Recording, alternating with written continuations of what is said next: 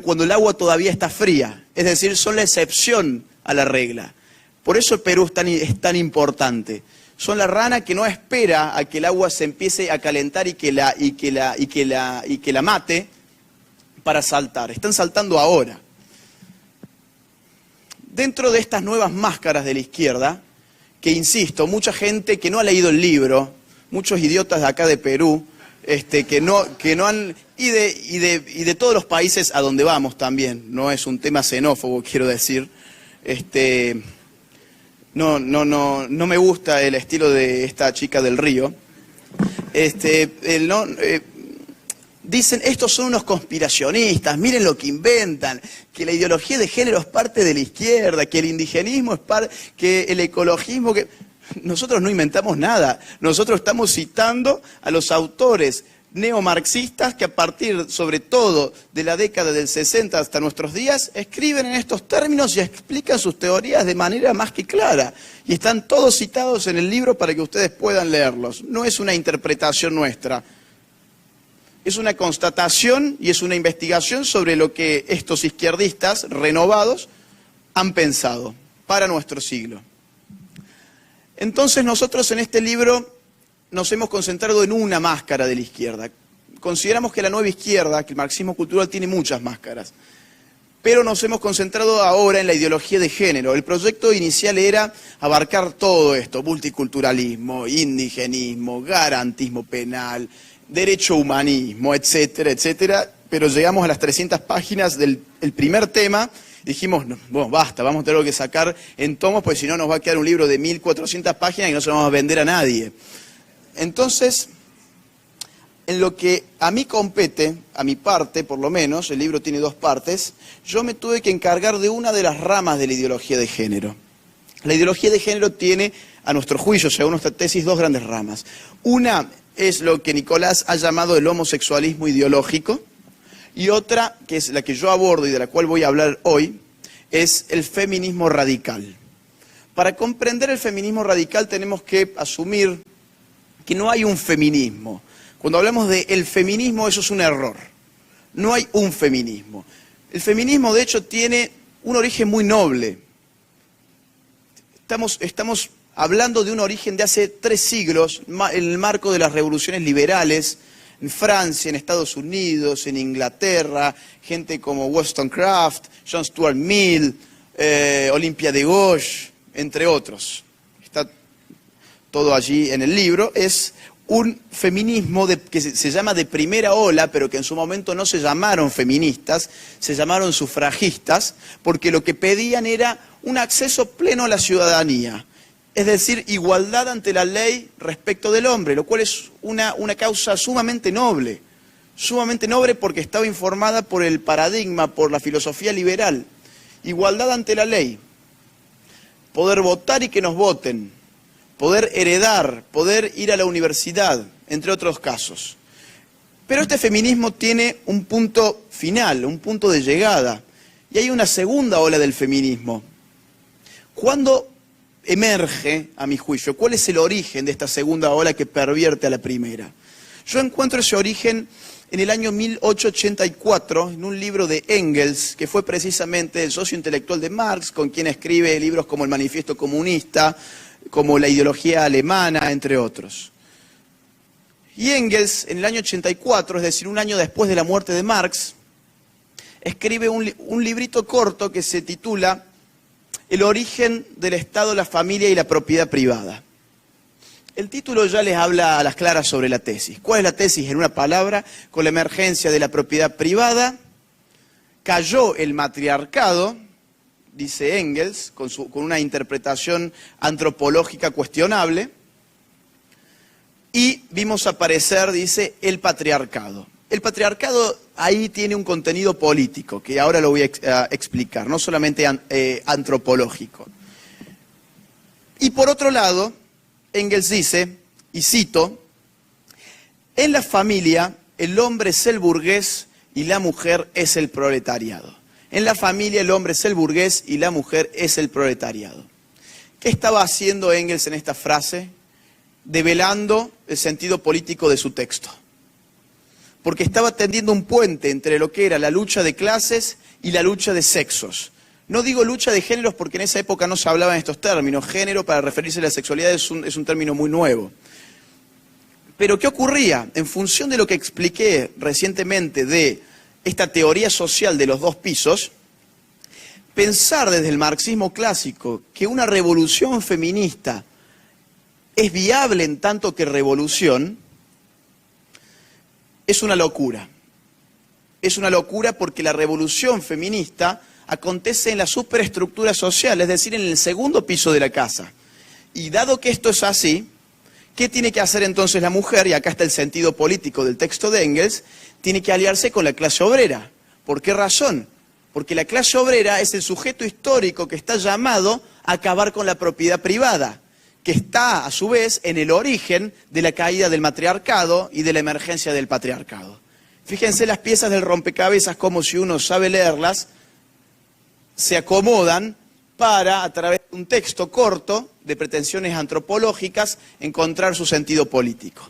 Pero este feminismo de segunda ola, informado ya no por la teoría liberal como el de primera ola, sino por la marxista, va a encontrar también rápidamente su fin. ¿Cuándo? Paradójicamente con la revolución comunista en la Rusia soviética. En el libro yo dedico varias páginas a hacer un estudio del rol y de la manera en que la mujer vivía en la Unión Soviética. Y lo cierto es que la mujer no solamente no vio desajustarse sus cadenas en estos regímenes, sino que vio apretárseles todavía más. Voy a poner solamente un ejemplo, en el libro están todos los datos de las fuentes de la época. Supongamos que estamos en Rusia del año 1930, en la Unión Soviética. Y yo le digo a una señorita del público, señorita, yo quiero tener ahora mismo una relación sexual con usted. Y la señorita me dice, no, yo por X motivo no acepto. Bueno, ¿qué hacían los hombres de la época? Ah, usted no quiere porque usted mantiene una mentalidad pequeño burguesa. Usted tiene un defecto de clase, con todo lo que implicaba decir eso en la Rusia soviética. Entonces, ahora el discurso clasista fue subordinado a, o fue funcional a, la opresión de la mujer. Aumentaron las tasas de violación, de muertes de mujeres a manos de hombres, etcétera, etcétera. Están todos los datos, insisto, en el libro. Entonces, claro, esta segunda ola del feminismo se agota por el mismo fallo teórico de Engels. Y más todavía, cuando viene Stalin, les mete una patada en el trasero a todas las feministas rusas, las manda a los gulags algunas, otras a los exilios, cierra las revistas del feminismo y no volvemos a tener ninguna teórica feminista de relevancia en Rusia hasta nuestros días.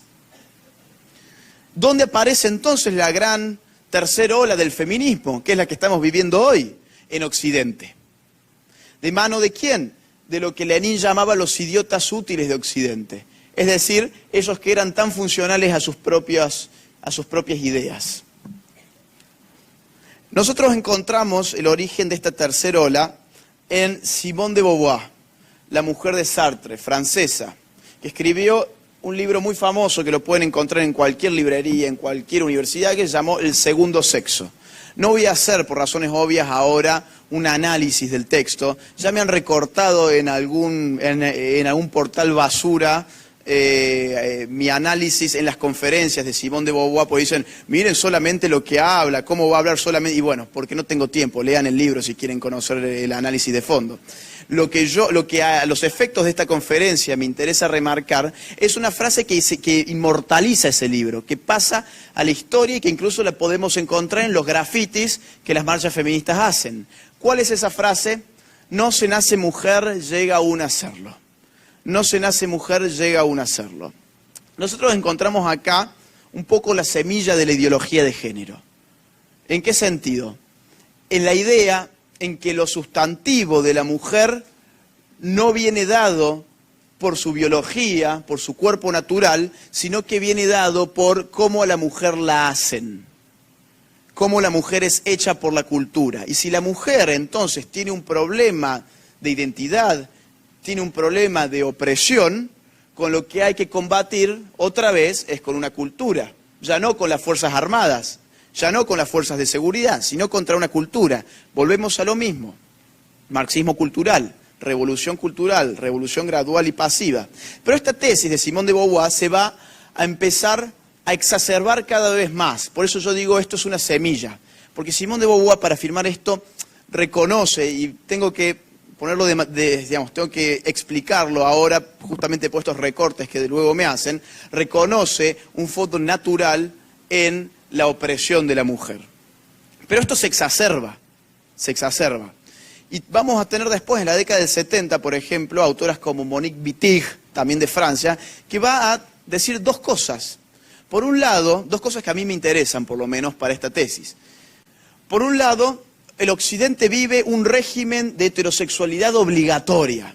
Ella lo dice de manera condenatoria, obviamente.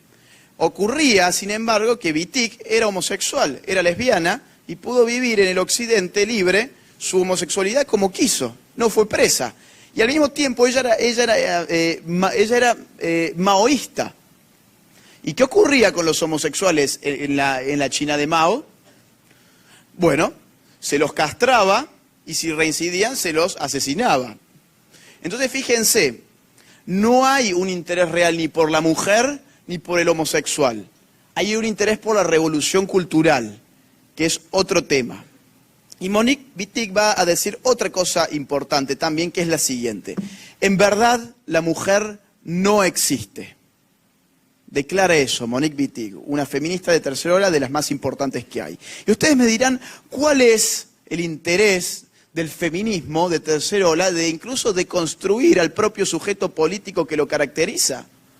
¿Cuál es el interés que tiene el feminismo de decir al mismo tiempo, somos las que peleamos por las mujeres, pero por otro lado, la mujer en verdad no existe? Bueno, ellos son muy inteligentes.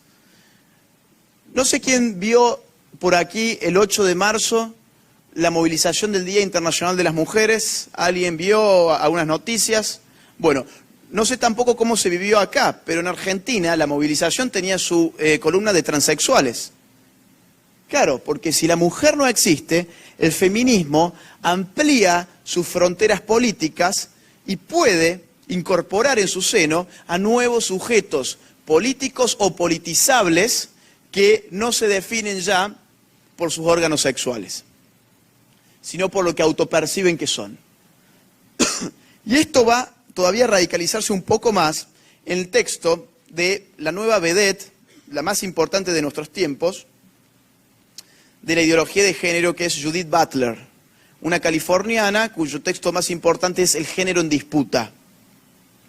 En este texto, que también el análisis del texto está en el libro, yo acá tengo que resumir en la frase que me interesa los efectos de este conversatorio, dice lo siguiente, y cito: en verdad el sexo siempre fue género. En verdad el sexo siempre fue género. Si el sexo es el aspecto natural de nuestra sexualidad y el género es el aspecto cultural, decir que el sexo siempre fue género es decir, no interesa en absoluto lo que naturalmente tiene nuestro cuerpo, sino que lo único que importa es cómo se nos construye sexualmente. Eso es ideología de género. Para quienes para quienes ustedes les afirman, la ideología de género no existe. Que lean los textos de los ideólogos de género y que lo contrasten con la realidad peruana para ver si efectivamente existe o no. Y les voy a poner solamente un caso que me pareció espectacular. Me llegó antes de ayer una invitación a un curso de un organismo público de Perú que tiene que ver con el manejo de agua, que se llama algo así como, es un curso que se puede tomar online, que se llama Enfoque de Género en la gestión de los recursos hídricos en el contexto del cambio climático. Yo la verdad que no sabía que el agua también tenía pene o vagina, ¿no? Medio raro el tema, pero estas cosas que nos hacen reír, es claro que hay una ideología de género que es transversal incluso a todos los campos sociales, ya no políticos, ideológicos, es transversal incluso incluso en tanta medida como para llegar a un organismo que tiene que manejar el agua del Perú. Bueno, hasta acá el marco teórico. Hay una ola más del feminismo que es más actual, más radicalizada todavía, que es lo que se llama la teoría, que nosotros llamamos la ideología queer. No voy a hablar ahora sobre eso, si quieren después lo podemos hablar en el feedback que tengamos. Lo que me interesa ahora, si esto fue brevemente una parte, digamos, de formación, porque nosotros consideramos que la información no se interpreta bien si no se acompaña con formación. La formación nos da los lentes para que podamos ver claramente los datos. Yo ahora quiero comentarles algunos datos para que se entiendan un poco mejor en este contexto ideológico que vivimos.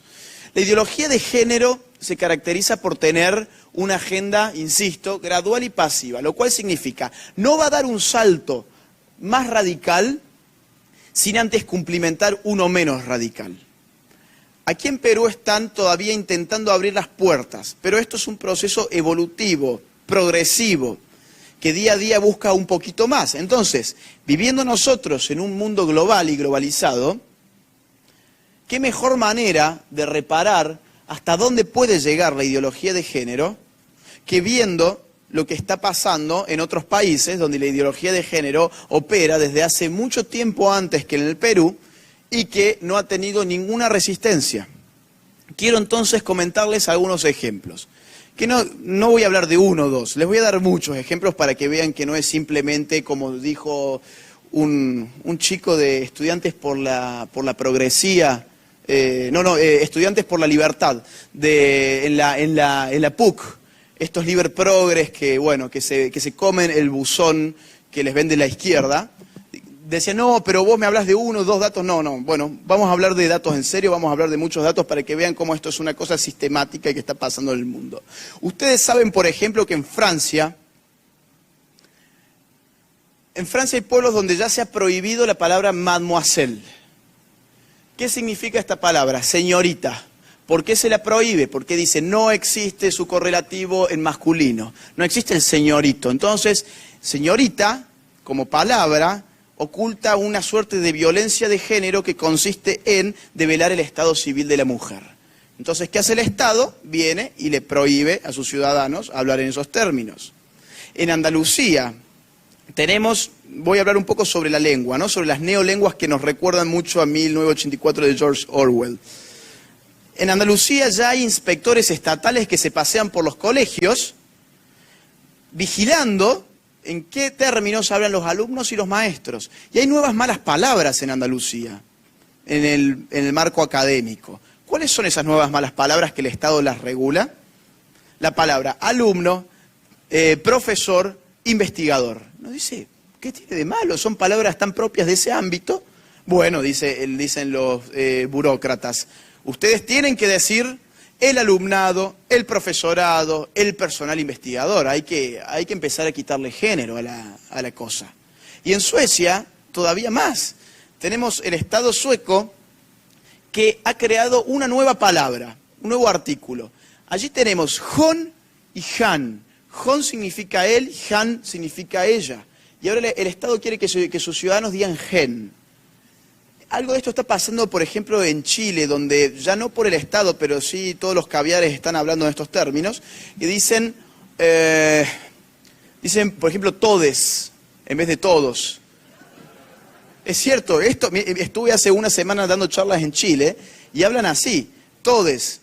En vez de estamos divertidos, estamos divertides.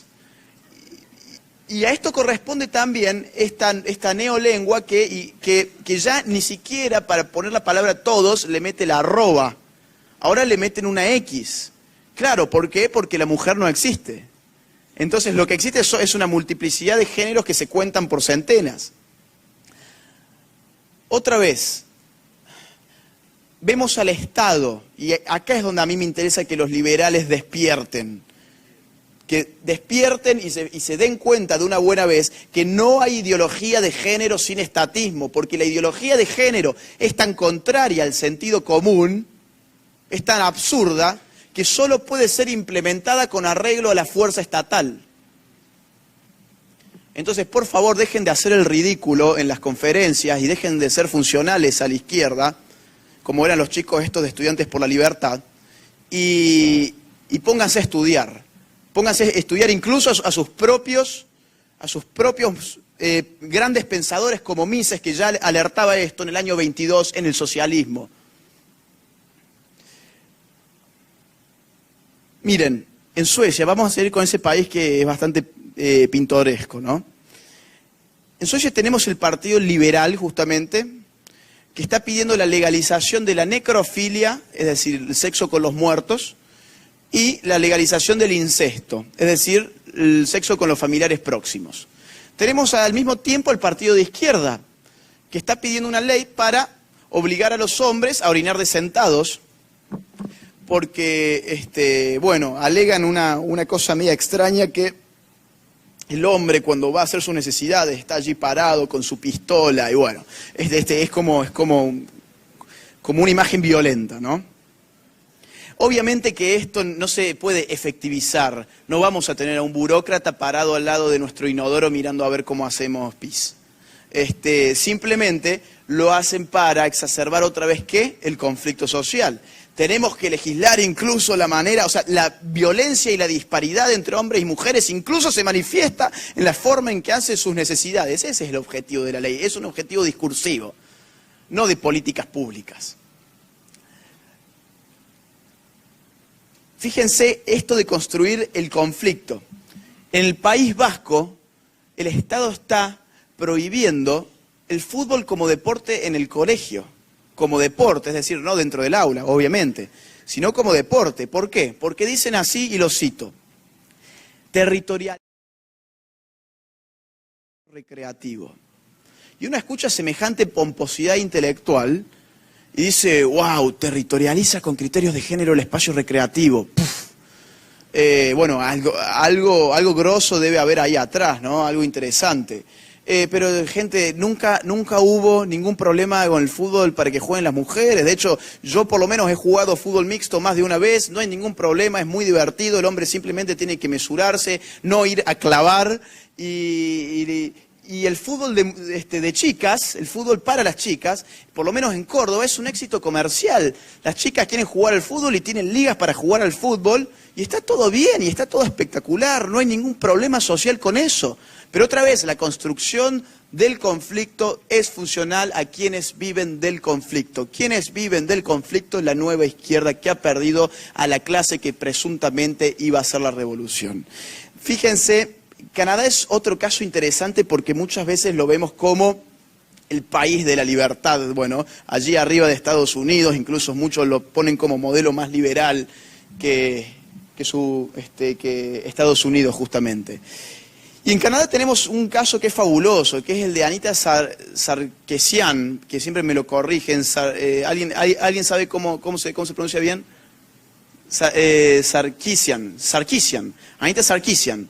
Ella es una chica que se pasea por organismos internacionales canadienses, dando todos sus análisis feministas sumamente curiosos, sobre el patriarcado atrás de la consola Nintendo, atrás de los videojuegos. Entonces ella sería muy feliz si el Estado viniera y prohibiese a los niños a que jugaran a sus videojuegos. Y ella dice, el más patriarcal de todos los videojuegos es el maldito y falocéntrico Mario Bros. Esto es cierto, ustedes se mueren de la risa, pero es completamente cierto. Se ve que Anita se sentó un día y se puso a jugar mucho a Mario Bros., lo completó entero, cosa que yo nunca pude hacer, pero bueno, ella se ve que es buena para eso, y contabilizó en toda la saga de Mario que la princesa aparecía 13 veces, de las cuales 11 veces era secuestrada por un dragón. ¿Y qué era el dragón sino la encarnación del hombre, del macho, ¿no? Del patriarcado? Era el patriarcado el que secuestraba a la pobre princesa que tenía un rol pasivo. Entonces, bueno, ya saben, no hagan que sus niños jueguen a Mario Bros. Esta es la parte cómica, pero esto es una tragicomedia. Marx decía en el 18 Brumario, la historia se repite primero como tragedia, después como farsa. Esto tiene un poco de ambas cosas. Nos reímos porque da risa, por la ridiculez que implica, pero nos preocupamos por otro lado porque esto se financia muy bien. Y Anita está dando todas sus conferencias en los mejores organismos internacionales.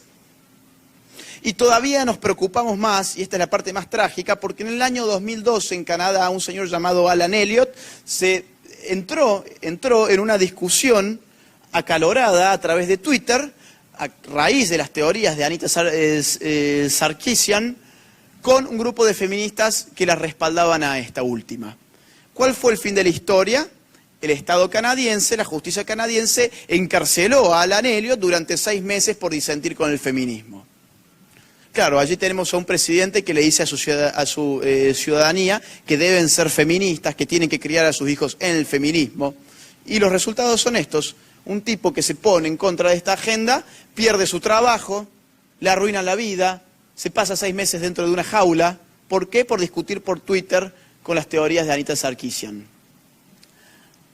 Y en Canadá pasan cosas también bastante más absurdas que esta. En Canadá hace muy poco se acaba de legalizar la zoofilia, es decir, el sexo con las bestias. Pero como allá también son ecologistas y respetan los derechos de los animales, la penetración tiene que ser de la bestia al hombre y no del hombre a la bestia, no vaya a ser que se lastime el burro, la oveja, lo que sea, ¿no?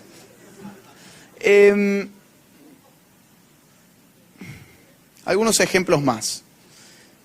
No sé si vieron en España el camioncito el bus que iba de Hazte Oír, con una inscripción que aparentemente fue casi nazi, ¿no? Decía, los niños tienen pene y las niñas tienen vulva. Y eso fue un pecado mortal, fue un crimen de odio al punto que un fiscal del Estado español ordenó la detención de ese maldito autobús, le prohibió la libertad de expresión y de circulación. Y lo mismo tengo entendido que aconteció en Nueva York, en Estados Unidos. Y en España tenemos más cosas. Por ejemplo, los profesores que no se ajustan a la ideología de género en sus aulas, a pie juntillas, son expulsados y pueden tener incluso penas de prisión. Penas de prisión. En España también tenemos otras ridiculeces. El Estado financiando lo que llaman los cambios de sexo.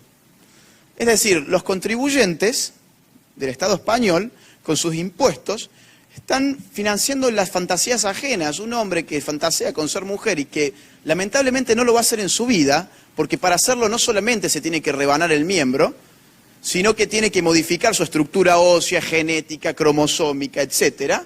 Bueno, los ciudadanos con sus impuestos están financiando las fantasías ajenas. Nosotros no tenemos ningún problema con la fantasía ajena. Si Nico se quiere considerar Superman y él se autopercibe como un tipo capaz de salvar el mundo y salir acá volando, bueno, que lo haga, que se tire desde el 10º piso, se va a estrellar contra el piso seguro, pero mientras no me moleste a mí, no tengo ningún problema, que se autoperciban como quieran, ese no es el problema. El problema es cuando en esa autopercepción interviene el Estado y nos quieren hacer partícipes a todos de las fantasías ajenas con arreglo al uso de la fuerza. En Gran Bretaña hemos tenido un caso de estos, hace apenas 2 semanas. Resulta que una chica que fantasea ser chico, una mujer que fantasea ser hombre, llegó a una clínica con una panza de este tamaño. Y los médicos le dijeron, señora, felicitaciones, usted va a ser madre. Y ella dijo, ¿cómo señora? ¿Cómo madre? Yo soy un señor. Bueno, ahí está la ideología de género y la realidad, el contraste. Está bien, ella se autopercibe como hombre, nadie le quita ese derecho. En una sociedad libre nadie se lo quita. Hasta ahí no hay ningún problema, ella va a tener su hijo igual aunque se considere un ratón. Que de hecho ya hay en algunos países esta cuestión de la transespecie. También hombres que se creen gatitos, entonces se ponen orejas artificiales y toman leche de... Y no sé cómo harán sus necesidades si la hacen sobre la arena, eso no sé bien cómo es. Pero ¿qué ocurre? ¿Dónde está lo perverso de la ideología de género en este caso? ¿Cuál es el fin de la historia? El fin de esta historia es que esta persona, en su fantasía, se quejó al Estado porque dijo, acá se violentó mi identidad de género. Y el Estado británico, a instancias de la Asociación de Médicos Británicos, bajó a los médicos británicos una guía de lenguaje donde se les prohíbe terminantemente decir la palabra hombre, mujer, madre y padre.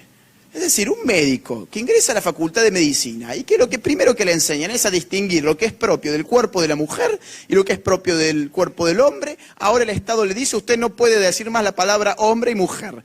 ¿Por qué? Bueno, porque usted tiene que ser preso de la fantasía ajena. Y si no, ¿qué pasa? Bueno, imagínenselo ustedes. En Estados Unidos, vamos un poco a ese lugar.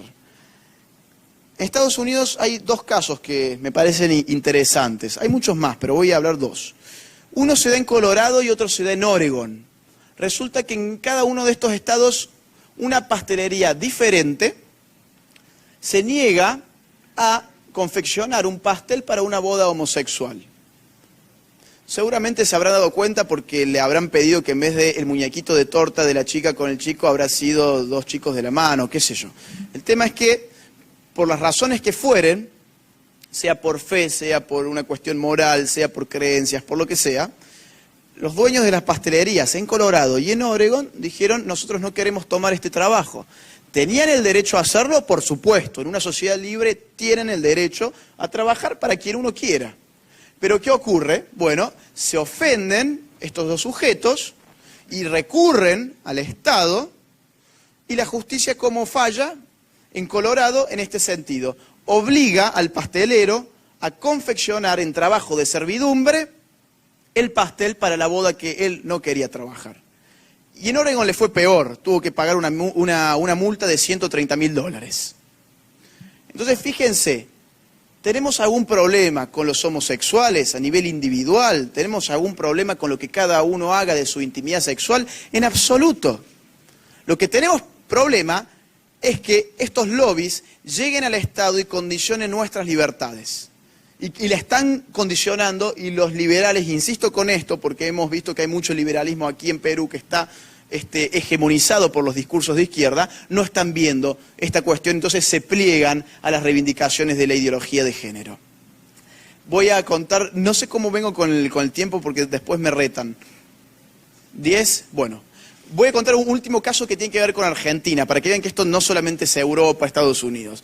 En Argentina, durante el gobierno de Macri, en Buenos Aires, estuvo el caso de La Biela, que no sé si alguien lo vio. La Biela es un bar tradicional de Buenos Aires, donde van familia, gente adulta, es un clima muy relajado, muy señorial, y donde fueron dos lesbianas que fingieron una pelea, fingieron una reconciliación y terminaron tocando sus partes íntimas en medio del bar, lo cual generó el escándalo de la gente que estaba allí, de los clientes, que le solicitaron a los mozos que por favor ubicaran a estas dos señoritas. A ver, si quieren hacer eso, yo insisto, no tengo ningún problema, que lo hagan en un telo. Pero ir a un bar a hacer eso, bueno, no es apropiado. Y aparte los dueños del bar tienen, son los dueños del bar. Ellos admiten ciertas conductas y otras no. Tan simple como eso. ¿Por qué tenemos que empezar a justificar incluso lo obvio? Cuando los mozos se acercaron a pedirle esto a las señoritas, en la esquina estaban todos los medios de comunicación, era todo un montaje. Llegaron al lugar, el caso de homofobia, La Biela, la homofobia, se hizo toda una marcha, ingresaron todas estas comunidades LGTB, los grupos de izquierda, se metieron dentro del bar, se pararon sobre las mesas, rompieron cosas, ensuciaron cosas, espantaron a todos los clientes, arruinaron el día laboral de la gente que allí, que ese es su medio de vida. Todo esto con el aplauso de los medios, por supuesto, y con el fogoneo de los medios. Pero eso no es lo más triste de todo. Con Nicolás fuimos a hacer una investigación de campo a La Biela, fuimos un día, nos comentaron todas estas cuestiones, cómo habían sido, y volvimos al día siguiente con un par de libros con la intención de regalárselos a los mozos. Y nos dimos con que justo cuando nosotros llegamos y estábamos ahí, se nos acerca el jefe de mozos y dice, miren chicos, ¿ven esa mesa que está por allá? Era un par de mesas que habían juntado, que tenían a todos los mozos sentados y a dos sujetos que no eran del bar. Dice, allá, esos dos tipos son del Estado y les están enseñando el tema del género, nos dice. Entonces con Nico dijimos, bueno, acá tenemos que irrumpir nosotros, fuimos, los enfrentamos, está todo filmado por YouTube, fuimos, los enfrentamos, les dijimos de todo, Porque claro, o sea, los mozos con sus impuestos estaban pagando su propia humillación. Estos dos tipos que van y que los adoctrinan en ideología de género, se lo imponen. Porque nosotros, una de las cosas que le dijimos que fue un concepto claro, es nosotros venimos y con nuestro dinero, porque nosotros hemos pagado nuestros libros, les queremos regalar a ustedes, a cada uno, un ejemplar, no que lo paguen ustedes como le están pagando el sueldo a estos dos tipos para que les laven la cabeza, sino para que ustedes lo lean si quieren. Si no quieren, no. Si ustedes con el libro quieren hacer el fuego del asado del fin de semana, hagan el fuego del asado del fin de semana. Ustedes son libres de leerlo o no leerlo, pero ¿saben qué? No son libres de no tener esta conversación con estos dos sujetos. Porque si no tienen esta conversación con ellos dos, a ustedes el jefe los echa. ¿Por qué los echa? Porque el Estado lo va a reventar. Entonces, otra vez, esto es ideología de género y está mucho más próximo de lo que ustedes creen. En nuestro país avanzó sin ninguna traba. Yo quiero bajar ahora al último punto, si me dan 5 minutos. El tema de la pedofilia. Nosotros hablamos acá de necrofilia, zoofilia, incesto, y hay un tema más, que es el de la pedofilia. Y ustedes me dirán, pará, ¿qué tiene que ver esto con la ideología de género? No exagerés. No estoy exagerando. Esto ya se está dando en el mundo con arreglo a los fundamentos filosóficos de la ideología de género. ¿Qué es la ideología de género? La ideología de género es la concepción anticientífica de nuestra sexualidad que la desarraiga por completo de su dato natural y simplemente la explica a partir de la construcción cultural. Si esto es así, la sexualidad es solamente cultura, perdemos todo límite a nuestra sexualidad. ¿Por qué? Porque la cultura por definición es azar, es historia, es creación humana, viene de cultivo, es lo que el hombre hace. Si nosotros lo que el hombre no hace, los límites del hombre tienen que ver con lo natural, con lo que le es dado. Entonces, si la sexualidad es simplemente cultura, perdemos todas las barreras a nuestras prácticas sexuales. La edad es una construcción cultural también. Y entonces, ¿por qué seguir hablando de pedofilia si podemos hablar en términos más simpáticos, que es lo que se está haciendo ahora en el mundo, como por ejemplo sexo intergeneracional? Así le llaman ahora. Y ahora dicen los pedosexuales son un género más, los pedosexuales. Otros los llaman los child lovers, otros le dicen los boy lovers. Yo los invito a que, si tienen el estómago para hacerlo, se metan por ejemplo en la página de la NAMBLA. La NAMBLA es la Asociación de Pedófilos de Estados Unidos y van a ver todos sus artículos, todos sus marcos teóricos son exactamente los mismos que proponen aquí cuando hablan de ideología de género. ¿Cuál es la idea troncal? Nuestra sexualidad es una construcción de la cultura. No importa lo que tenemos entre las piernas, no importa cómo es nuestro cuerpo, importa lo que la cultura nos enseñó a hacer. Dicho esto, voy a comentarles algunos ejemplos salpicados. En el libro hay más. En Canadá tenemos en la Queen's University al doctor Quincy, que él tiene la magnífica tesis de que la pedofilia es una orientación sexual más, junto con la homosexualidad y con la heterosexualidad. Es un psicólogo muy reconocido que anda por todos lados, también muy bien financiado, dando sus charlas, etc. Y ustedes me dirán que, bueno, es un caso aislado, tampoco vamos a exagerar. Bueno, ¿qué pasa si yo les comento que la APA, es decir, la Asociación Americana de Psiquiatría, en su manual diagnóstico estadístico de los trastornos mentales del año 2013, desclasificó a la pedofilia como trastorno mental y la ubicó como orientación sexual más, al lado de la homosexualidad y de la heterosexualidad? La APA, es decir, con lo que se forman los psiquiatras de Occidente por lo menos. Sin embargo, esto después se rectificó. ¿Por qué? Porque generó tanto lío que obviamente esto es prueba y error. A ver, damos este paso hoy, ¿es firme el paso? Perfecto. Vamos por el próximo. Ahora bien, si el paso que damos nos hace tambalear, volvemos un poquito para atrás. Pero el hecho estuvo, el precedente estuvo, una edición de ese manual desclasificó a la pedofilia como un trastorno mental. La Corte de Apelación de Italia, la Corte Suprema de Apelación de Italia acaba de beneficiar a un hombre de 60 años que tuvo reiteradas relaciones sexuales con una niñita de 11, bajo el argumento de que la niña habría consentido el coito. ¿Quién hablaba del consentimiento del coito como un aspecto legitimatorio de la relación sexual entre un adulto y un niño? Una feminista de la tercera ola. ¿Quién? Shulamit Firestone.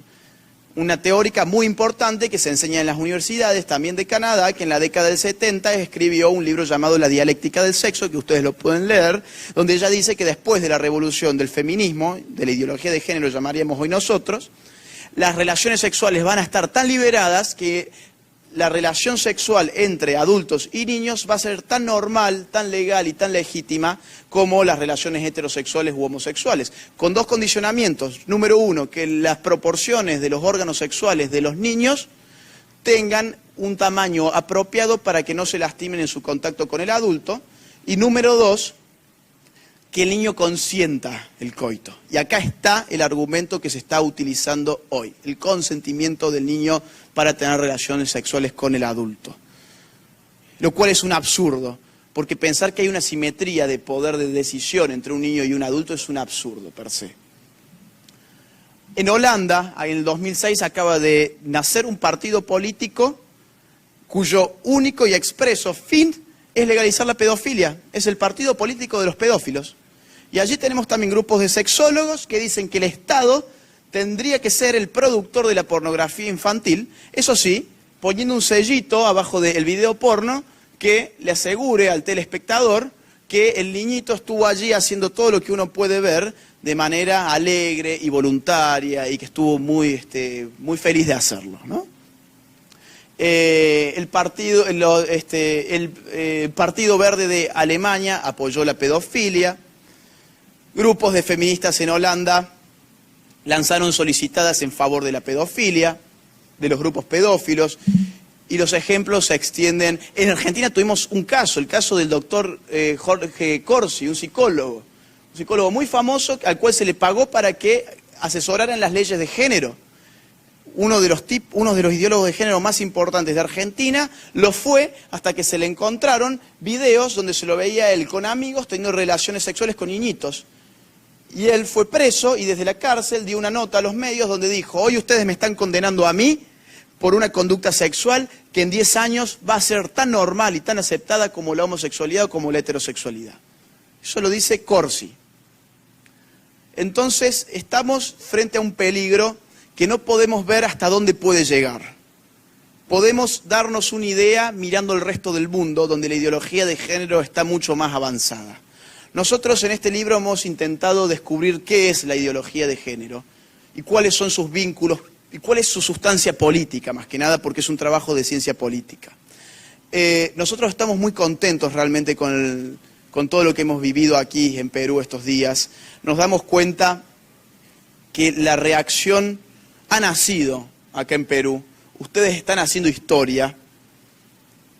Ustedes están diciéndole no a la ideología de género y son el único país que lo está haciendo, el único pueblo que lo está haciendo. Colombia está también haciendo algo bastante similar y algo hay en México. Pero la reacción más clara que nosotros hemos visto ha sido aquí en Perú. Así que esperamos que nuestra semana de charlas y notas y polémicas por aquí, por el Perú, les dejen algo que sea algo bien claro, fuerzas, no solamente para seguir con esta lucha, sino para intensificarla. No solamente para intensificarla, sino para interpretarla y reinterpretarla a los efectos de que nuestro accionar sea todavía más contundente y que se puedan tender nuevas alianzas, nuevos puentes, que las iglesias no se separen en esta lucha, que ni siquiera sea un tema religioso, que sea un tema político. Porque siendo un tema político, las masas van a ser muchas más en las calles y les van a decir, porque yo me voy hoy a la noche, les van a decir a los políticos: la ideología de género en Perú no entra. Muchas gracias.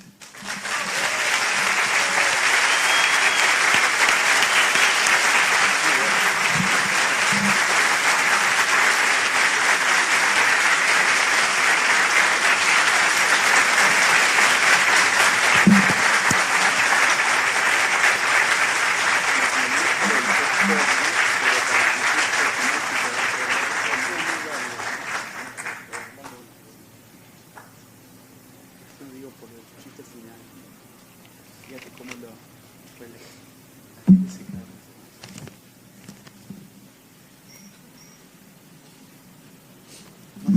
es tuyo, lo necesito. Buenos días y buenas días.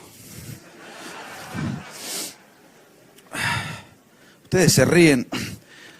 La semana pasada en Argentina, en la provincia de Santa Cruz, que es el bastión kirchnerista, una ministra en un congreso de la juventud, la semana pasada, saludó a los jóvenes y a las jóvenes. Pero googleenlo, están todos los diarios del país, Clarín, La Nación, o sea, a ese nivel de imbecilidad se puede llegar cuando la ideología de género va avanzando.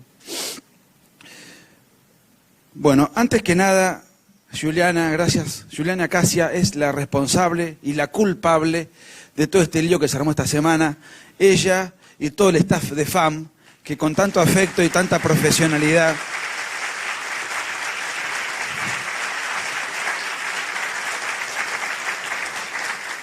nos han tratado, nos han dado de comer tanto también. A Adriana Presa, gracias Barbie, a Fernanda, a Melissa, bueno, y a toda la gente que de alguna manera se hizo eco. Además, es la tercera vez que yo vengo a Lima, Agustín vino más veces que yo todavía, y siempre es un placer encontrarse con un gran amigo como Héctor Neopari. Gracias, Héctor, por estar siempre.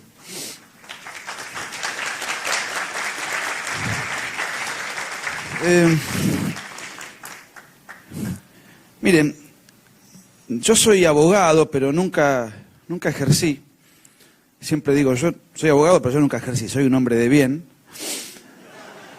Pero en las redes sociales me saludan para el Día del Abogado, y la verdad no me siento abogado, nunca hice una carta documento. Me saludan para el Día del Periodista y yo no me formé como periodista. En los ambientes ideológicos los liberales me consideran un fascista y los fascistas me consideran un liberal. Así que, como ven, nadie está libre de tener un problema de identidad. Pero eso es algo que yo tengo que resolver en terapia, no con el Estado.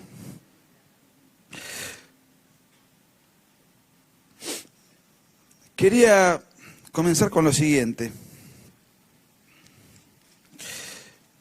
Finalmente creo que la única identidad que...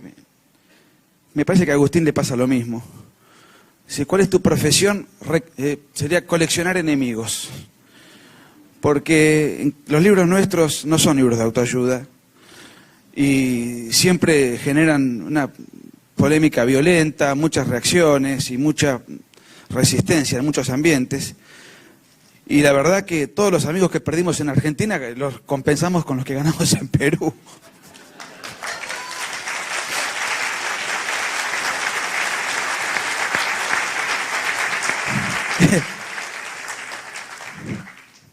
El 8 de marzo del año pasado, ya estábamos terminando el libro, Agustín estaba en Estados Unidos y estábamos en la etapa final del libro. Nos hablábamos por Skype a diario para intercambiar los últimos detalles, los últimos apuntes, intercambiar material, comentarios, reflexiones. Y yo vivo en Mar del Plata, que es una ciudad 400 kilómetros al sur de Buenos Aires, y fui, estaba en el mes de marzo. Era el Día de la Mujer o el Día de la Ni Una Menos, no sé qué marcha era, pero a medida que van avanzando las marchas, al principio en estas marchas en Argentina iba gente normal. Después esto fue empezar a concentrar a un ambiente específico, una atmósfera específica. Y yo, haciéndome el investigador profesional, digo, bueno, voy a ir a hacer un trabajo de campo ahí adentro, una marcha de mujeres, voy a ir yo personalmente a vivenciar con mis 5 sentidos lo que está pasando. De paso, como yo soy soltero, una marcha de mujeres, uno nunca sabe a dónde puede estar el amor de su vida, ¿verdad? Esas son cosas que son fantasías que uno también especula con esas cosas, ¿no? Y bueno, la verdad que no hay nada menos femenino que una feminista. Y yo quería ver la atmósfera, que allí se respiraba, y lo que se respiraba era olor a marihuana. Miren, yo siempre tengo el concepto de que todas las mujeres son lindas y la que no tiene un talento tiene otro, y la que no tiene un atributo encantador tiene otro, y creo que la inteligencia de la mujer está en explotar aquello en lo cual se destaca, sea su inteligencia, su sensualidad, su femineidad, su elegancia, su cuerpo. Creo que todas las mujeres por definición son bonitas y están diseñadas para agradar al hombre. Y en esas marchas, la realidad es que había una suerte de esfuerzo deliberado y explícito por expresar una fealdad estética. Lo digo no con términos peyorativos, no por homofóbico. Cualquiera que ve las fotografías allí de lo que son las marchas feministas, por definición, promedio, hay un esfuerzo deliberado por promover la antiestética, por provocar, por hacer del desalineo, de lo visualmente desagradable, una militancia, una suerte de simbología ideológica.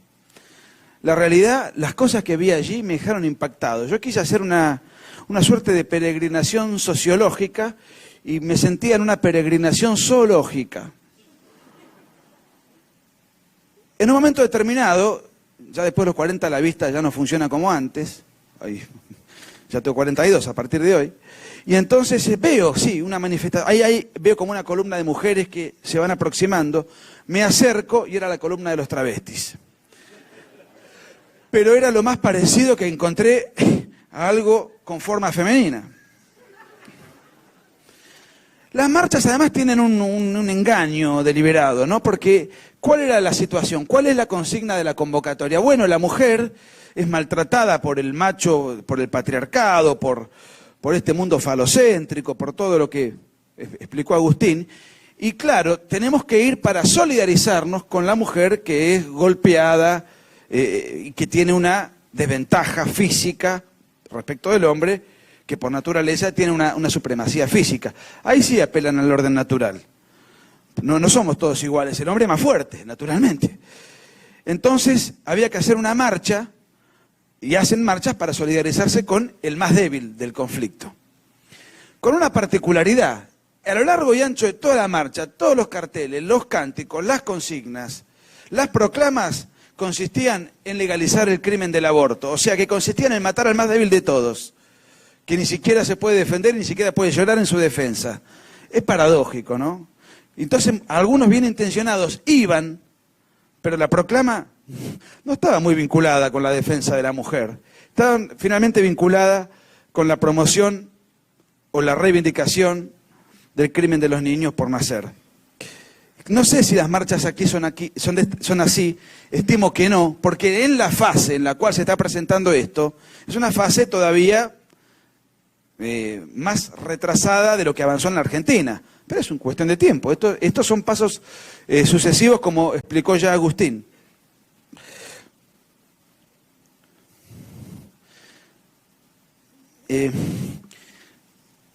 Quiero comentarles una cosa. La tapa del libro tiene una connotación escandalizadora, ¿no? Si un Che Guevara medio maricón, con la boina, en lugar de la estrella revolucionaria tiene el puño feminista, los labios pintados, y está embanderado en el pabellón de la diversidad. Y a mucha gente le cayó mal, incluso le parecía, y a algunos les llama la atención, otros se ríen. Está hecha también para provocar y para llamar la atención también, para despertarle el interés del lector, ¿no es cierto? Gracias. Pero esto tiene una explicación. Esto tiene una explicación. Es curioso que los que reivindican estas tendencias y estos hábitos sea la misma ideología que durante todo el siglo XX no solamente relegó a la mujer y la postergó a roles humillantes, sino que destrató con inusual crueldad al sujeto homosexual. En la China maoísta, esto lo anticipó Agustín, a los homosexuales se los castraba. ¿Y cuándo se derogó el delito de castración? El delito de homosexualidad con la consiguiente pena de castración en China, recién en 1997. El homosexual era castigado y confinado a campos de trabajo forzado en la Siberia, en Rusia, en la Unión Soviética. Este delito de 5 años de confinamiento en un campo de castigo, en la Siberia, en los gulags, se derogó en los tiempos de Boris Yeltsin en 1993, no estamos hablando del siglo XVII, ¿no? Ahora no más. Y en la Cuba castrista, el comandante Ernesto Guevara de la Serna, los argentinos tenemos cada personaje histórico, diseñó un campo de concentración en la península de Guanacabibes para castigo de homosexuales. Y ahora nos encontramos con que la izquierda deja de tener al Che Guevara como comandante histórico y ahora es el comandante histérico.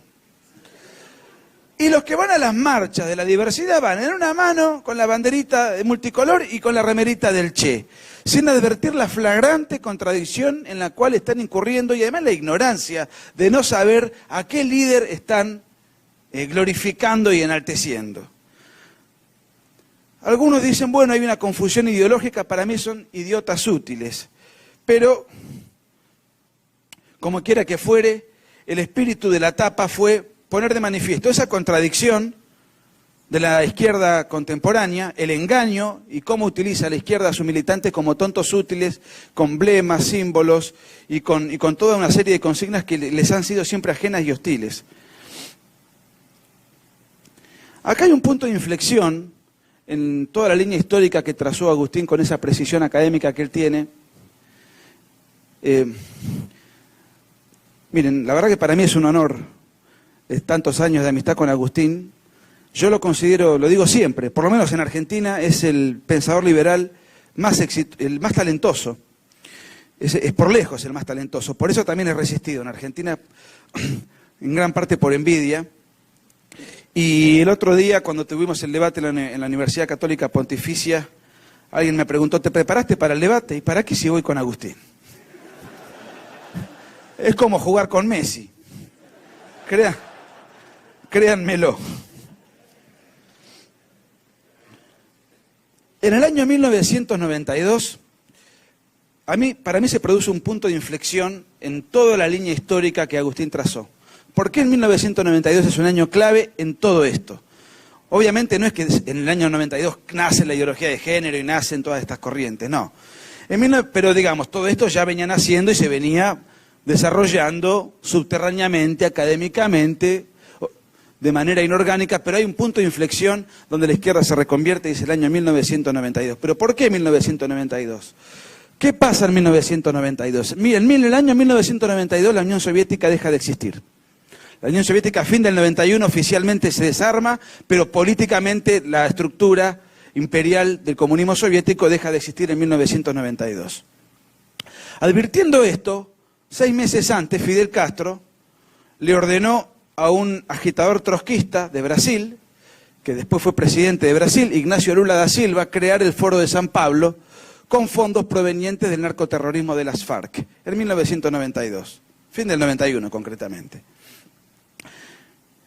En 1992 en Bolivia se lleva adelante por primera vez la primera marcha indigenista. El indigenismo no es un problema en Bolivia histórico, es un problema a partir de 1992, donde se genera la primera marcha masiva indigenista encabezada por un líder narcotraficante, dependiente del Foro de San Pablo, llamado Evo Morales, que después fue y es presidente de Bolivia.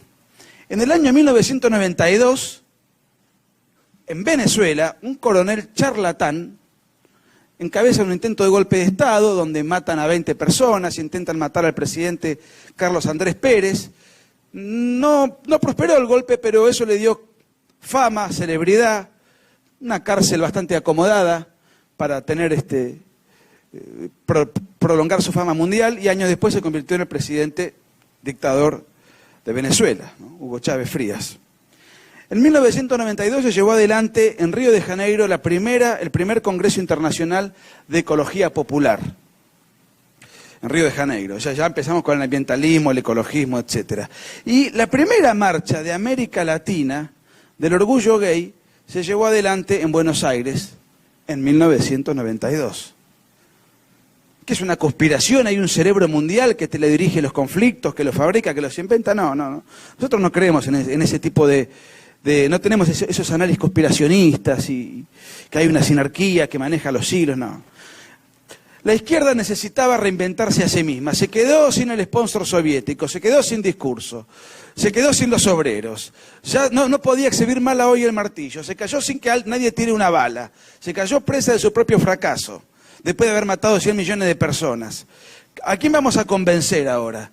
Vamos a ver a una fábrica, mañana hacemos la revolución y el obrero te dice, mañana tengo un asado. La hoy y el martillo ya no es algo que entusiasme a nadie. ¿Qué le vamos a hablar? ¿De alienación? ¿De plusvalía? ¿De materialismo histórico? ¿De la dialéctica? ¿Del determinismo? ¿De qué le vamos a hablar? Tenemos que reinventarnos, chicos. Se dijeron a sí mismos y tenemos que buscar nuevos focos de conflicto y nuevas minorías. Por eso fíjense lo que acabo de repasar. El indigenismo, el ecologismo, las marchas del orgullo, etcétera, etcétera. Y toda una serie de circunstancias nacen en 1992, no desde el punto de vista teórico, pero sí como expresión de política práctica, de política callejera y de militancia política concreta. Antes estaba más concentrado en un estado larvario en el mundo académico, como Agustín señaló. Y además hubo un episodio curioso, que fue el siguiente. En el mundo occidental hubo un triunfalismo cuando cayó el muro de Berlín.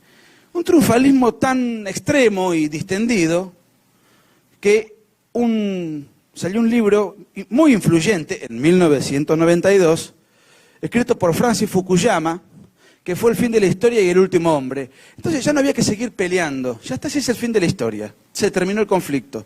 En más o en menos, la libertad, la propiedad, las instituciones, los valores occidentales se van a imponer, se terminó el conflicto, se terminó la Guerra Fría, es el fin de la historia.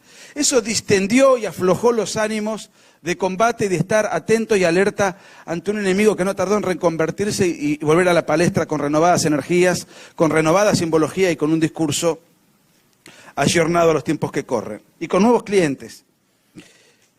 Dentro de todos los muchos pensadores que Agustín citó, yo voy a mencionar a uno solo, que para mí es, en este momento, en los tiempos que corren, es el patriarca de la progresía, es el gurú, el catequista de todo el progresismo transnacional.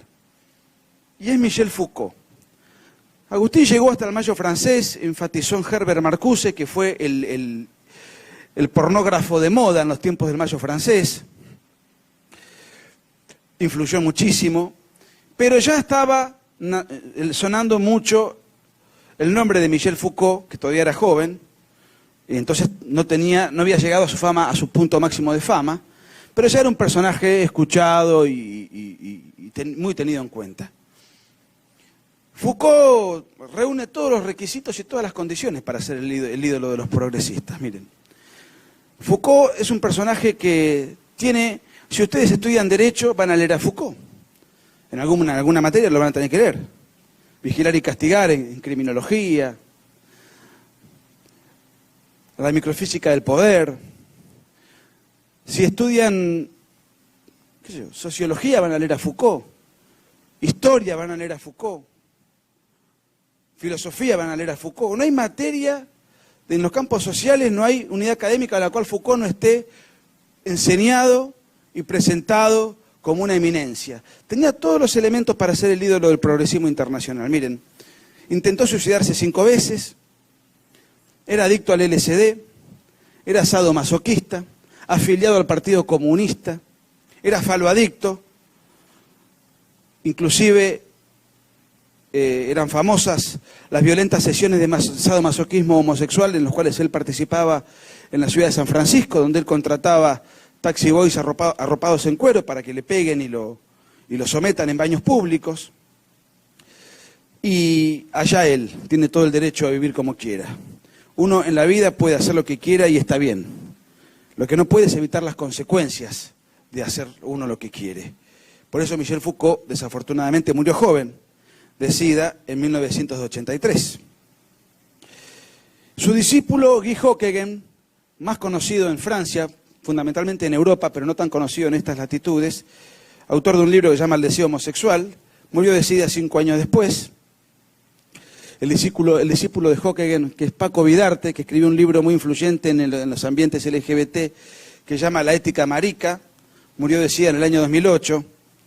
A veces dicen que cuando uno retrata la vida de estos pensadores, dicen, bueno, pero esto es ad hominem, acá lo importante es la idea y no el individuo que la pensó, que la diseñó, que la escribió. Desde el punto de vista académico es cierto, es inelegante repasar la trayectoria de estos individuos, pero la realidad es que estos individuos, en su inmensa mayoría, como Agustín es más caballero que yo, no mencionó el prontuario de las feministas que él mencionó a lo largo de su exposición. La que no terminó suicidada terminó en un manicomio, etcétera, etcétera. Entonces acá estamos ante un tropel mayoritario de gente muy conflictuada que hace de sus conflictos y taras personalísimas una ideología, que se refugia en una ideología para autojustificar sus desvíos personales. Por eso, en la parte que yo escribí, que es la segunda mitad del libro, yo no omito tanto ese aspecto, porque me parece que no es menor. O sea, puede ser anecdótico, puede no ser académico, referirse a la vida personal de cada uno de los ideólogos, pero para mí es sintomático y significativo. Y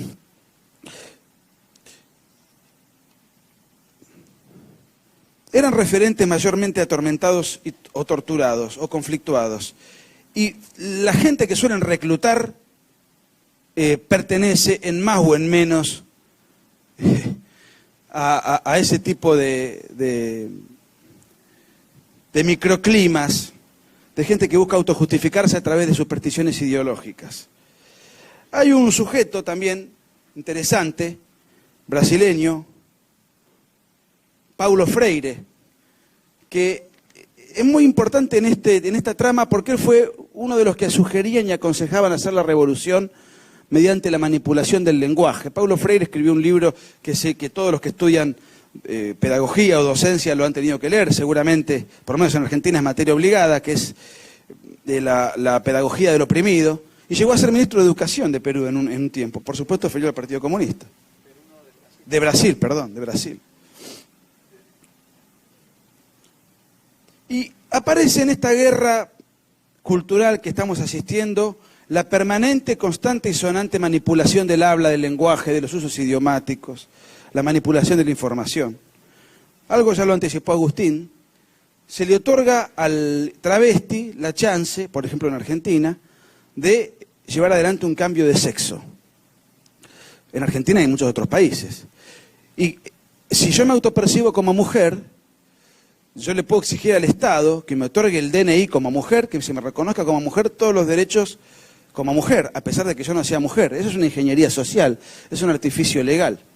Antes de ayer, por ejemplo, se oficializó un caso habitual ya en Argentina, un hombre que se percibe como mujer y que se dedica a jugar al hockey femenino y que es el goleador de todos los torneos.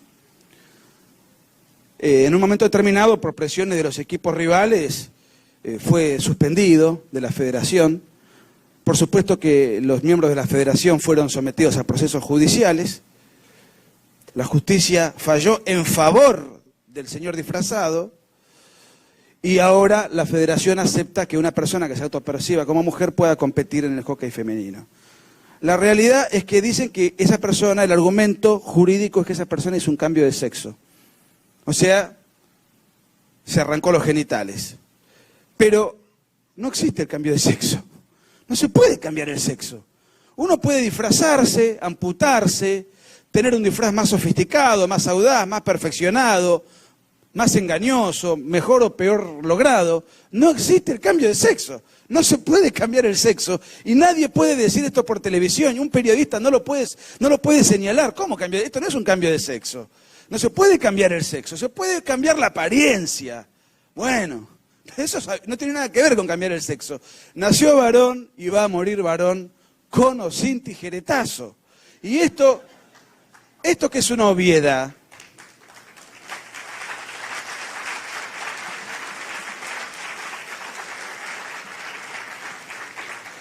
pero esto que es una obviedad, si es dicha públicamente, y probablemente uno sea pasible de judicializaciones, de problemas, si tiene una cátedra será expulsado de la cátedra, si tiene un programa de televisión será expulsado del programa de televisión, bueno, en fin, va a verse realmente complicado en su vida personal, laboral, social, solamente por señalar aquello que es obvio, nada más que eso. Aristóteles alguna vez dijo, al que cuestiona lo obvio no hay que explicarle, hay que castigarle. Pero él no pensó que el mundo iba a tener tantas vueltas que ahora tengamos que estar explicando aquello que es obvio, cognoscible del sentido común. Por supuesto que esto que yo acabo de mencionar es una declarada discurso de odio y de homofobia, lo que yo acabo de hacer. Agustín hizo todo un desarrollo sobre el feminismo y yo sobre la homosexualidad, o sea, yo soy el homofóbico del dúo. Y este es otro de los trucos idiomáticos interesantes, ¿no? Pues la homofobia, ¿qué sería la homofobia? Una fobia, por empezar. Sin embargo, en los manuales de psiquiatría no existe la homofobia. Ni en el DSM-4, ni en el DSM-5. La fobia es una enfermedad, está clasificada, está definida, está perfectamente contemplada, y ahí está la claustrofobia, etc. No me voy a meter en terreno médico, si hay médicos en la sala no quiero hacer el ridículo. No existe la enfermedad de la homofobia. Es simplemente un insulto político de carácter peyorativo que intenta patologizar a todo aquel que se opone a la agenda de género. Con un agravante: si fuese cierto que la homofobia existiese como enfermedad, y se acusa al que padece la enfermedad de padecer esa enfermedad, se lo está insultando y atacando por tener una enfermedad. O sea, fíjense el ridículo en que incurre la ideología de género. Pero claro, es efectivo desde el punto de vista publicitario para tratar de desacreditar un discurso. Es homofóbico. ¿Cómo te dijo Del Río? Homofóbico.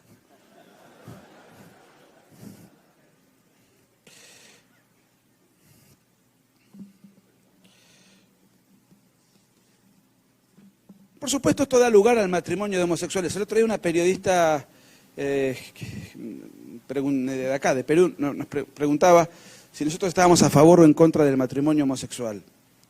Miren, nosotros no es estar a favor o en contra del matrimonio homosexual. El matrimonio homosexual no existe. O sea, el matrimonio es una unión por cuya naturaleza está la potencialidad de la mater, de la maternidad. Es una unión que tiene la potencialidad intrínseca de dar la maternidad. Si no puede haber una potencialidad de maternidad, no hay matrimonio, porque así lo determina la biología y la etimología de la palabra. Cualquier otra cosa que querramos inventar, cualquier otro tipo de unión será otro tipo de unión. La podemos respetar, pero técnicamente no es un matrimonio.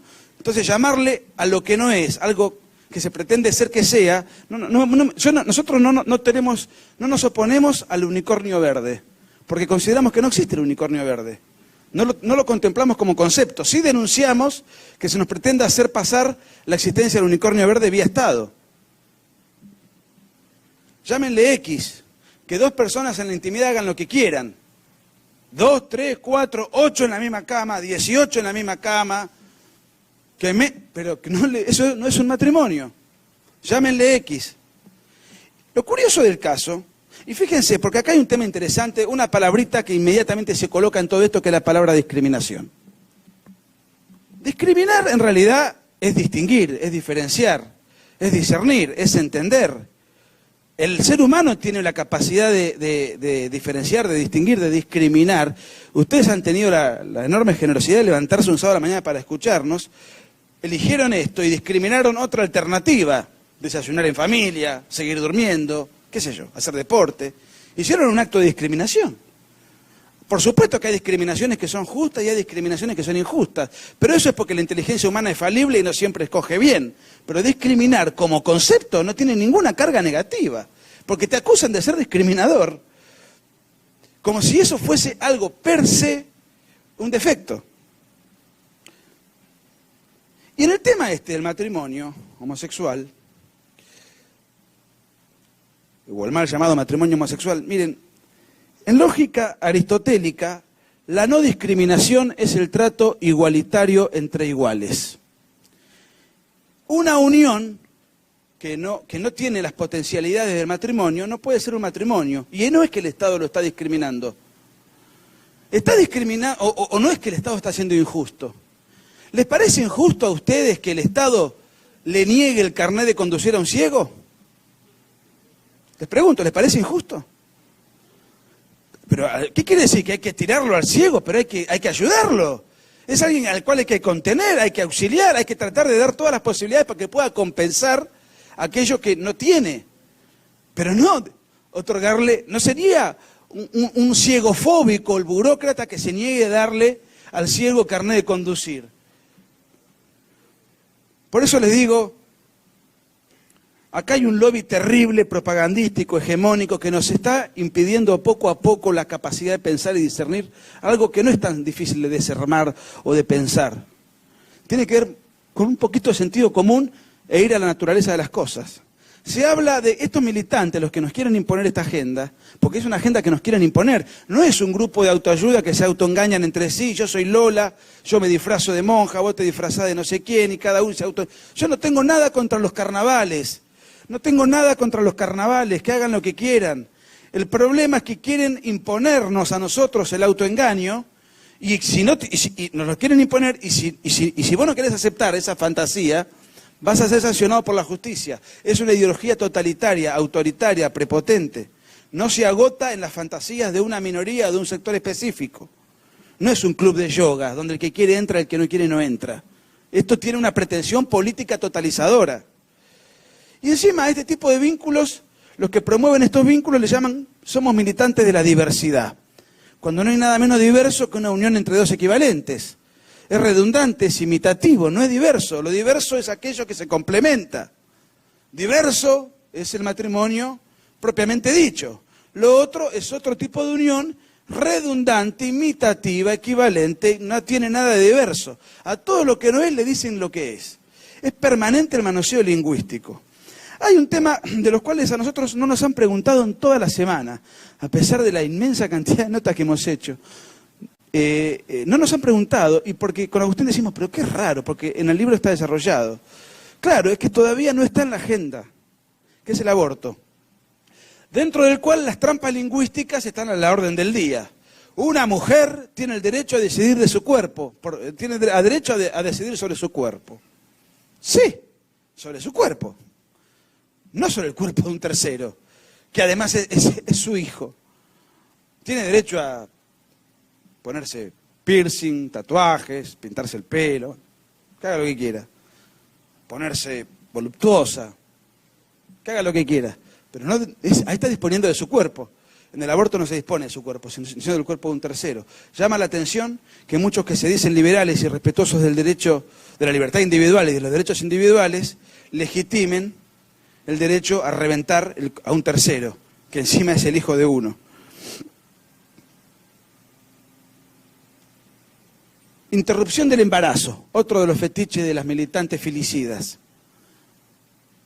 Ustedes saben que la interrupción es el cese transitorio de un proceso para su posterior reanudación. La interrupción es el cese transitorio de un proceso y es una reanudación. Por eso es una interrupción y no una finalización. Si yo le digo, aguántenme que voy al baño, eso fue lo que hice cuando estaba hablando Agustín, para no interrumpir ahora, cuando me levanté, yo digo, tardo 2 minutos y vuelvo, soy rápido. Y eso es interrumpir, después lo reanudamos. No existe eso en el aborto. ¿Por qué no se puede interrumpir? Porque la vida no se puede interrumpir, la vida se termina y se termina. Es así de sencillo. Pero buscan todas palabras para tratar de agradar a la opinión pública o de ir naturalizando los oídos de la opinión pública, acostumbrando, y de a poquito vamos avanzando a medida que la opinión pública va aceptando, más o menos, todas nuestras supercherías ideológicas. Hay un tema que, en todo caso, para las preguntas podrá desarrollar con mucha precisión Agustín, pero que yo voy a referirme un segundo porque tiene que ver con estas trampas idiomáticas. Se habla de la violencia de género, se habla del femicidio, de los crímenes de odio, están a la orden del día. El señor PPK los quiere meter por la ventana, quiere agravar las penas con todas estas cuestiones.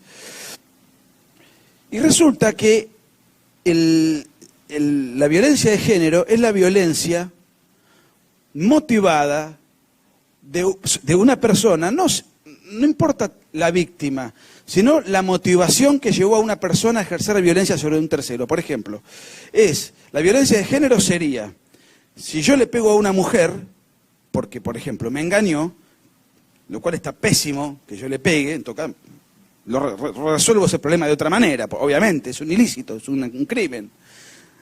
Pero eso técnicamente no sería violencia de género, porque yo no le estoy pegando porque es del género femenino, le estoy pegando por un celo que tengo, por un arrebato, por una violencia personal, por una furia específica. La violencia de género es cuando un hombre le pega a una mujer por el solo hecho de ser mujer. O cuando la mujer le pega a un hombre por el solo hecho de ser un hombre. La definición jurídica la sabés vos textual. Bueno, acá está en el Código Penal, en el artículo 108b, que contempla el feminicidio como aquel asesinato motivado por el odio hacia el otro género como tal. O sea, es decir, el móvil del asesinato tiene que ser el odio que al victimario le representa el género de la víctima. ¿Vieron por qué no ejerzo el derecho?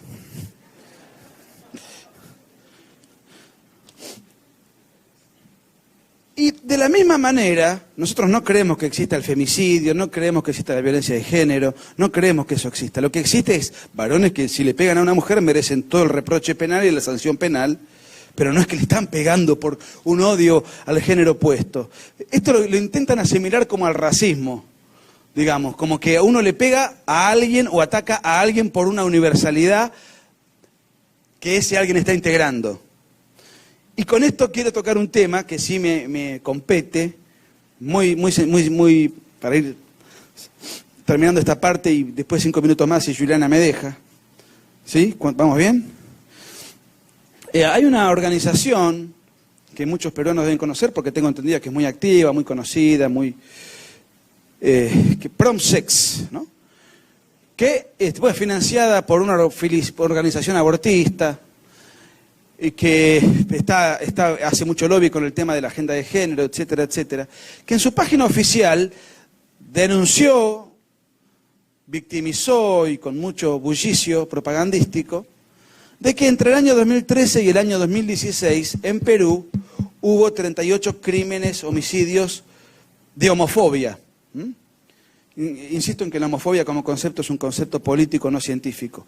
Hubo 38 casos de crímenes de personas muertas por casos de homofobia. Ahora, indagando en cada uno de estos casos, decimos, ¿hubo homofobia? Es rara la homofobia que nos presenta el informe de Promsex. ¿Por qué? Porque de los 38 casos, 20 fueron personas asesinadas por su pareja. O sea, que el homofóbico, si damos como válido ese término engañoso, fue la pareja o amante de la víctima que enviudó. El delincuente, el asesino, era un análogo a la víctima. Estamos hablando de 20 sobre 18 casos.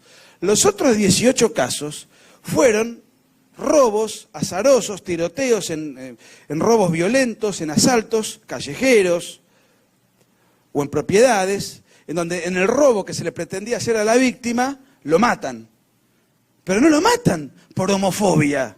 Lo matan como me podrían haber matado a mí si me hubiesen robado ayer la billetera a la noche caminando en un barrio, en una discoteca, en un café.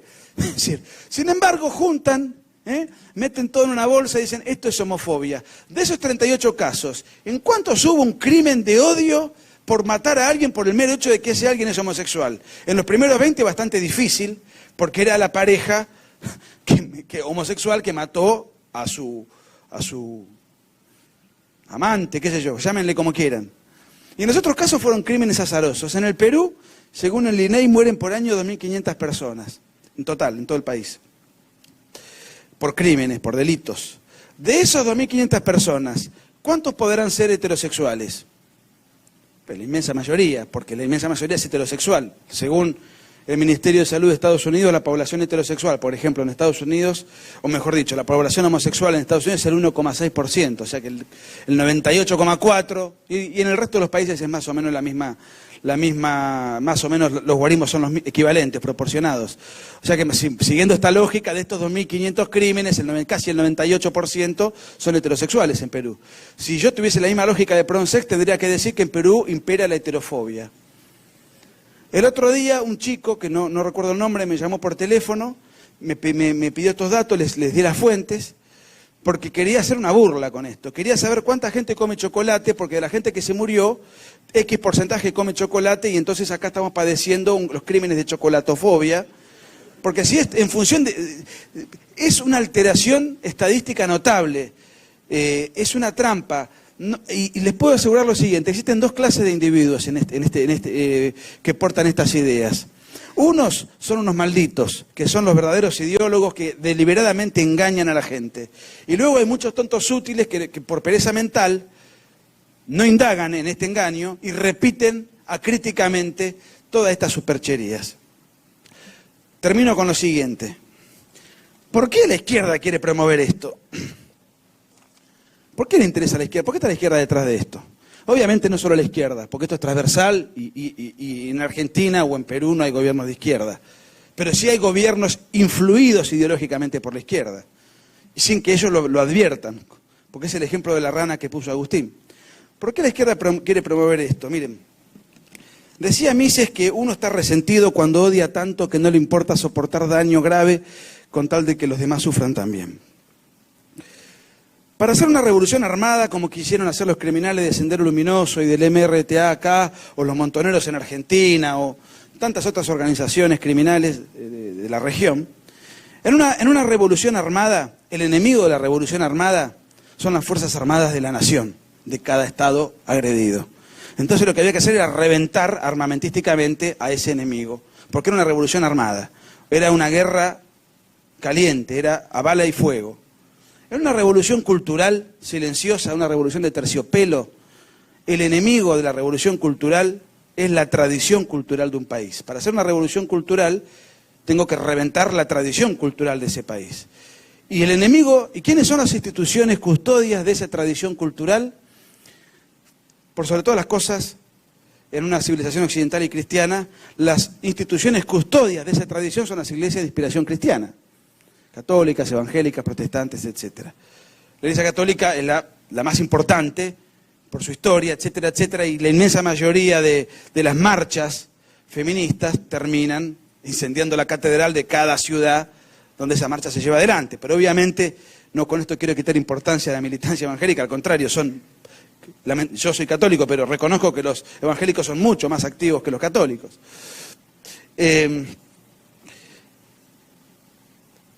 Pero acá, ¿por qué con Agustín empezó esta charla diciendo esto para nosotros no tiene una connotación teológica?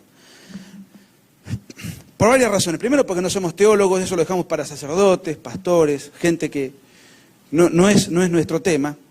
Y segundo, porque nosotros hacemos hincapié en otro punto. A mí hay un pensador francés que siempre cito, que es Maurras.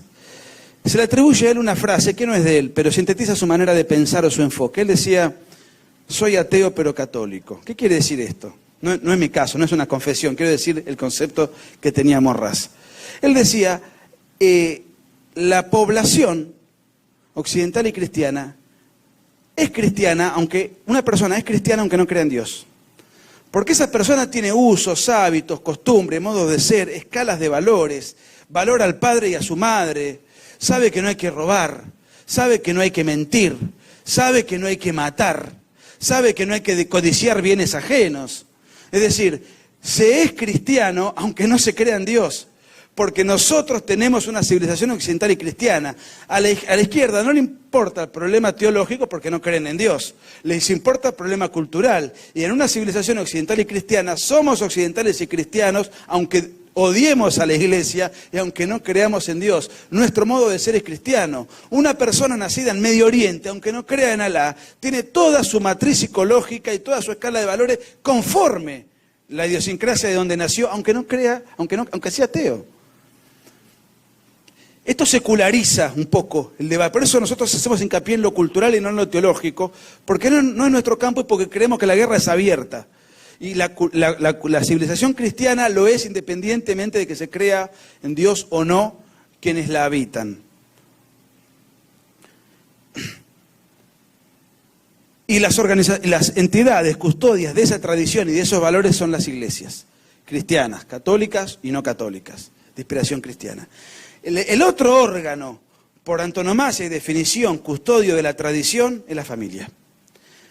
Y la familia es un resguardo contra la ideología, porque si el Estado pretende imponer una ideología y viene un chico con ideas trastocadas que le fueron enseñadas por una currícula maldita, y viene a casa, y los padres hacen un seguimiento, los padres van a frenar esa embestida y van a ser un antídoto ante el veneno ideológico que se le pretende inyectar a la criatura.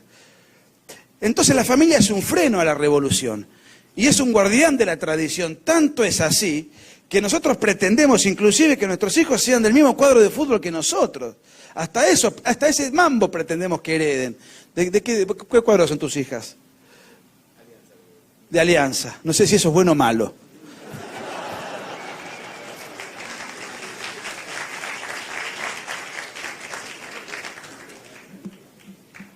Pero es así. Entonces hay que reventar a la familia también. ¿Y cómo reventamos a la familia? Enemistando a la mujer con el hombre. Hay una guerra, enfrentándolo, radicalizando el conflicto, potenciando una diferencia que estamos exacerbando. Fomentando uniones reñidas con el orden natural.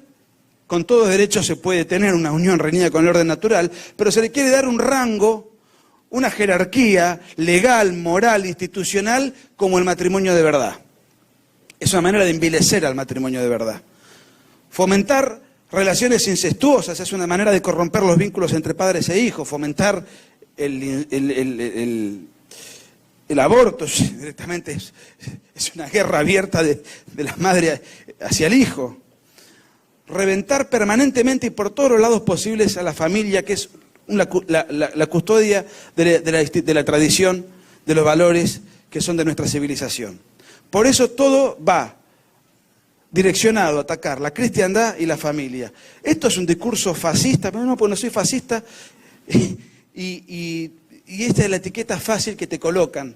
Pero esto es un hecho objetivo, y ¿saben qué? No es un análisis que yo hago, es lo que dicen declaradamente los ideólogos del género, que muchos no leen, y creen que nosotros somos unos alarmistas, que estamos desarrollando teorías conspirativas. No, lo dicen ellos explícitamente, cuáles son las instituciones a atacar y cuál es la estrategia que hay que llevar adelante para atacar a estas instituciones.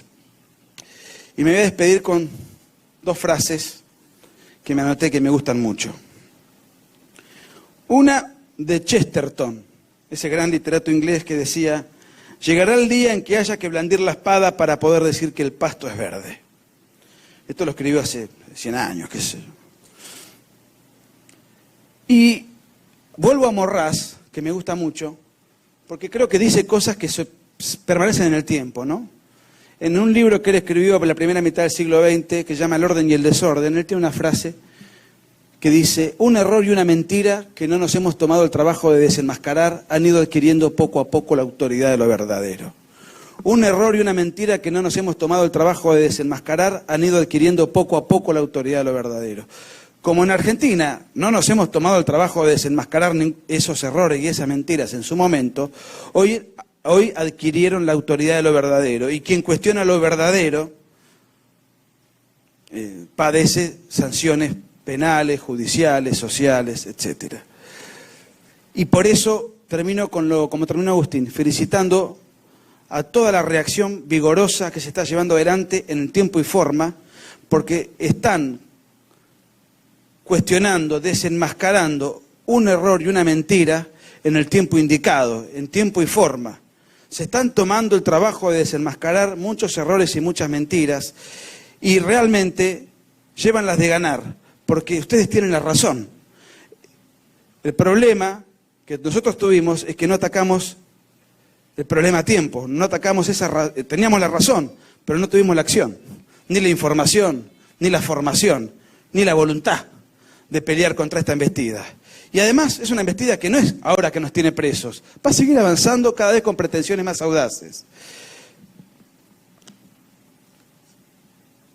Tenemos la verdad, porque es el orden natural, es nada más que eso.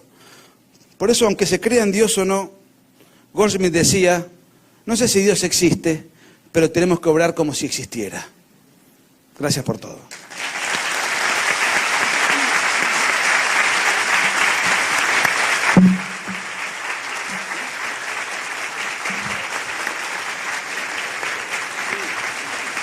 Bueno, muchísimas gracias.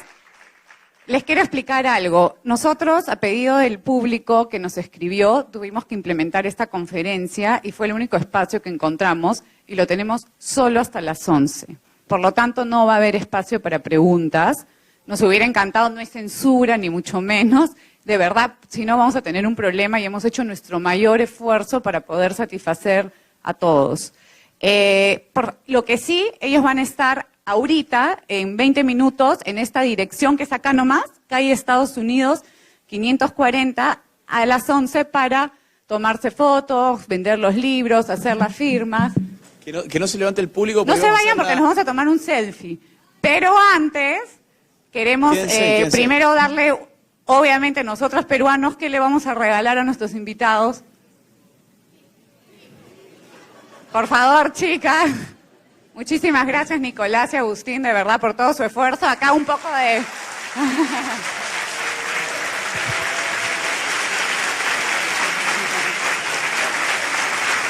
Se merecen su pisco. Y vamos a aprovechar también para... No podemos, nosotros somos peruanos, somos educados, tratamos bien a nuestros invitados, ¿o no? Sí. Entonces le vamos a cantar Happy Birthday a Nicolás. Todos, a la 1, a las 2 y a las 3. Happy birthday to you.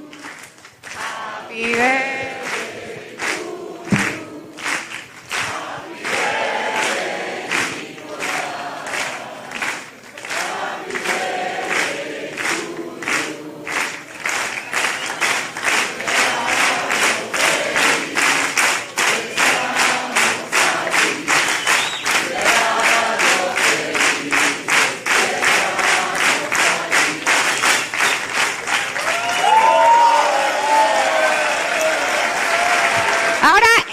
La foto.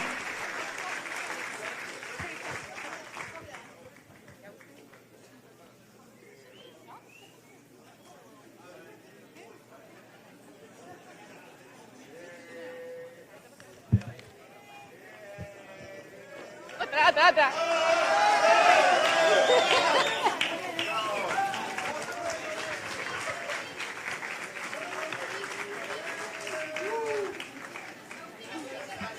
Listo, los esperamos en acá, vayan a esa dirección y vamos a estar. Nuevamente muchas gracias y un último aplauso para ellos. Gracias.